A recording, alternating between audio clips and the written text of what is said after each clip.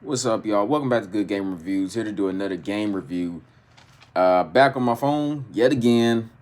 Sorry about this. Just the way it is for right now, but we gonna push through. Um, we finally concluded with Week 15. Final score of the game was 12-22. Ironically, Patriots lose to the Dolphins by 10 points. Officially eliminating them from playoff contention.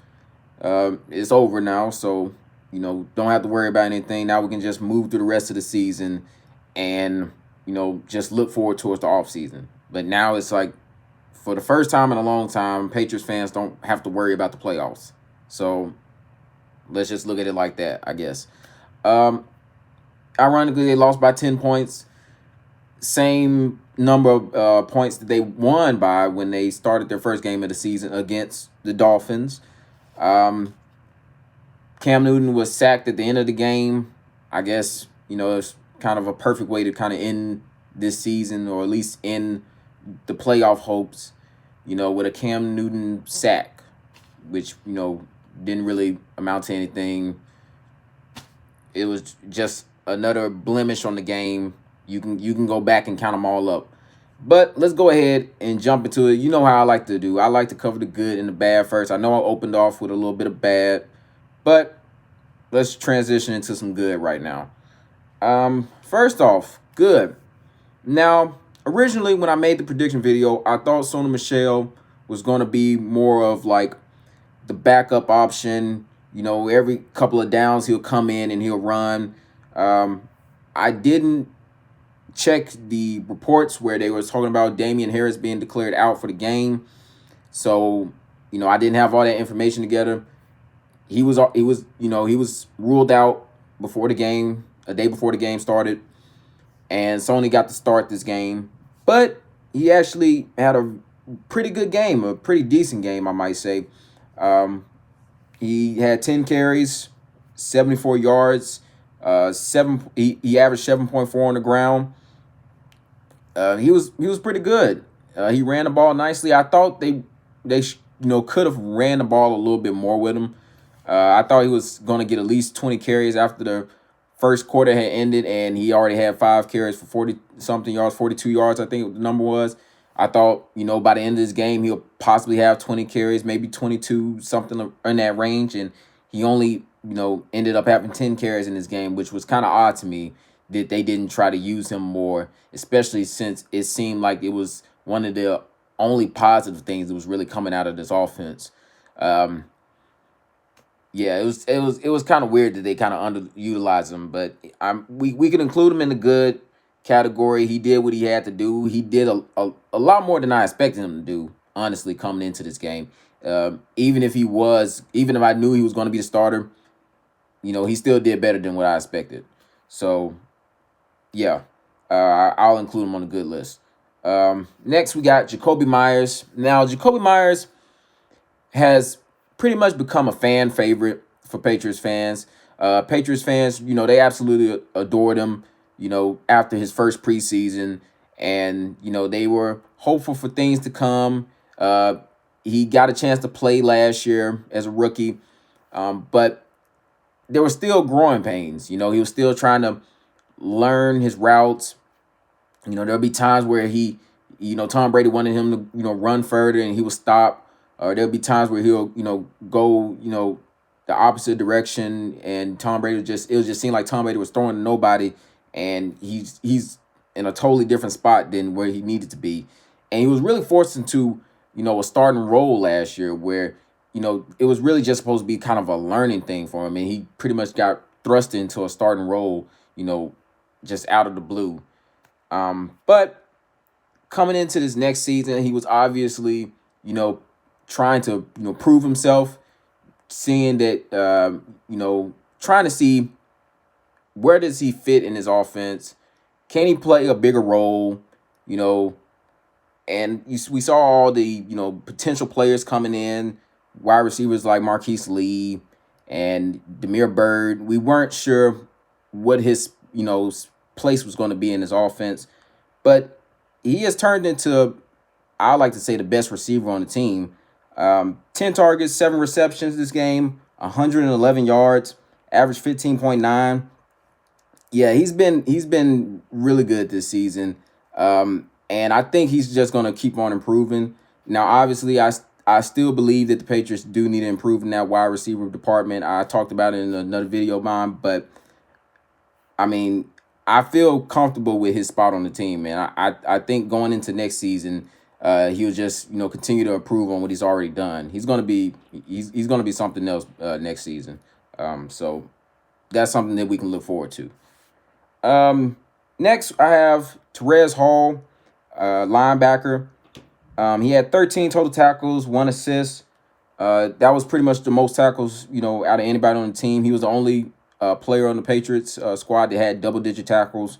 So I wanted to throw him in there. He was also, key on some good blocks. Blew up a couple plays. He did, what he could in this game, and being that he was just, this practice squad guy that kind of came in due to, necessity, he's kind of carved himself a role, and I think he's going to continue to, kind of build on his success. Something like what we seen with Jacoby Myers in his wide receiver role. Expect something from Therese Hall coming into next season. Um, Adrian Phillips. I also wanted to include Adrian Phillips on here. He's been a standout pretty much this whole season. If there's any player on the defense that has been better than him, maybe you could throw J.C. Jackson in there. But I'm just talking about like overall success. He's just been doing it all. I think he's pretty much been the MVP of this defense. He had 7 tackles, 7 total tackles on this game. He had a sack, actually, his first sack of the season. Believe it or not, he in this game, he's officially pretty much done it all to this point. So hopefully the Patriots can keep him around longer. I hate to see him go. He's been such a tremendous help this season, and as bad as we've seen the Patriots be this particular season, it could have looked a lot worse without him. We're just grateful to have him. So hopefully they can retain him for next season. Um, Next we got Adam Butler, who also had a sack this game. J.C. Jackson got another interception this game. This totals 8 interceptions that he has. He's pretty much trailing behind Xavier Howard, who has 9 interceptions.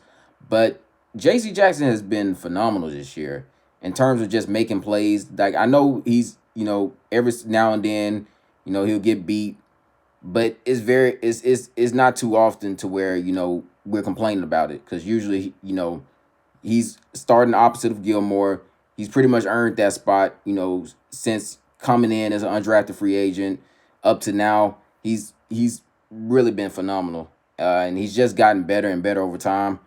Um, Man, I mean, look, this was a bad game, but we do have things that we can look forward to in the future. A lot of good things that we can build on. This team is not dead. They're dead for this season. But in terms of the future, there's a lot to build on. A lot of young, talented players on the squad. We just have to, make the right moves in the offseason. But we're looking at this, and it's a lot of good things to look at, man. It's a lot of good things, that is already established on both sides of the ball. Just need a few more additions at some key spots. That's it. In terms of field goals and all of that, that was pretty much the name of the game. All those 12 points came from field goals. No touchdowns were scored. Nick Folk was 4 for 4, had a longer 45. So other than that, I mean, look, Nick Folk has been one of the bigger surprises of the season. He's definitely surprised me. Coming into the season, I didn't want him on the team at all, and now that we're 2 games away from closing out the season, I actually want to keep him. I want him to stay around longer. Like, let's make it happen.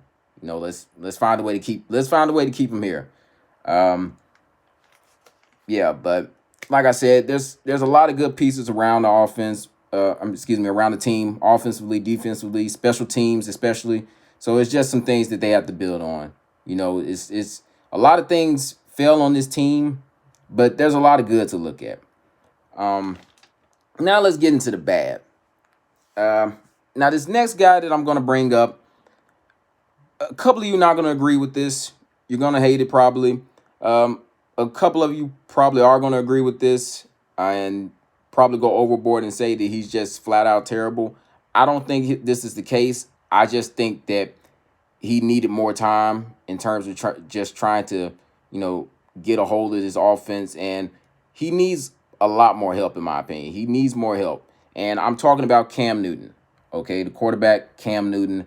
If you look at his numbers, you would look at it and say this was kind of something that you wanted from Cam Newton.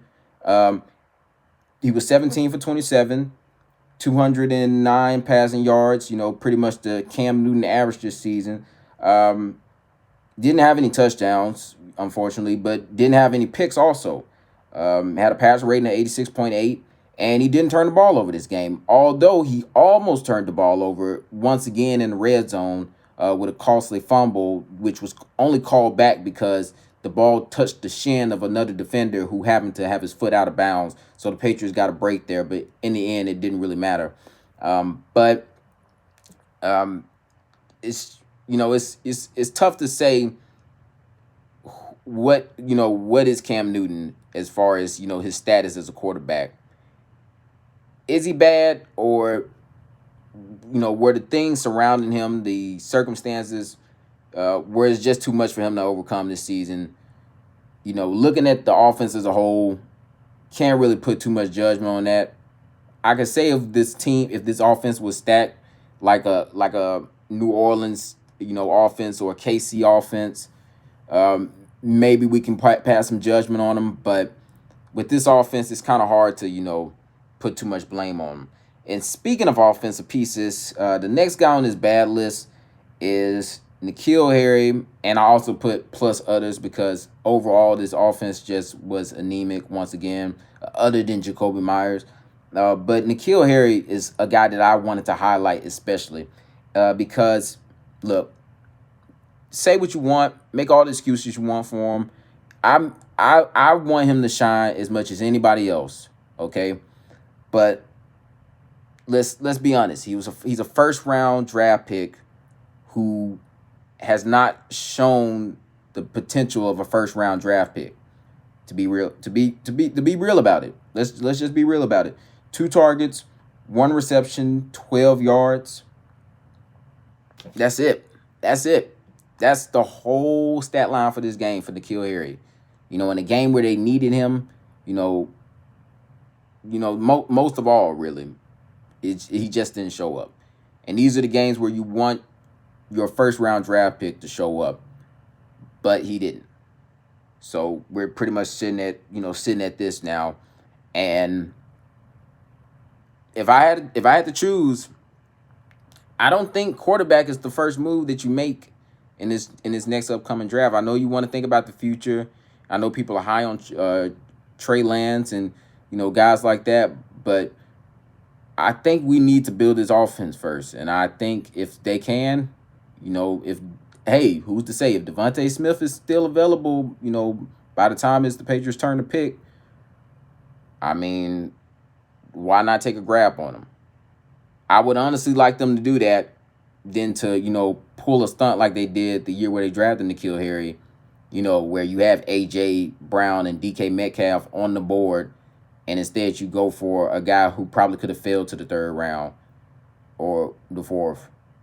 I mean, let's just be honest about it. I mean, even though we're looking at his numbers, he wasn't going to fall that far, but they could have done better. That's all I'm saying.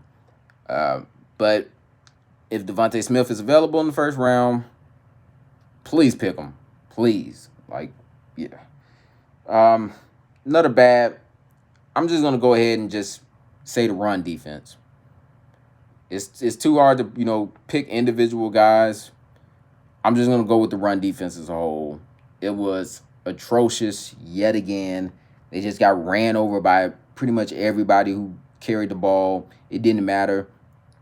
Even Tua Tagovailoa ended the game with 2 touchdowns, rushing touchdowns. It wasn't like he was just running across the field, but he was able to punch it into the end zone way more than I like to see.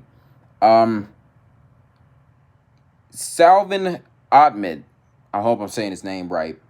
23 attempts, 122 yards, averaged 5.3 on the ground, had a touchdown along with 31. He is he is yet another running back on the long list of running backs who were able to decimate this team yet again on the defensive side of the ball.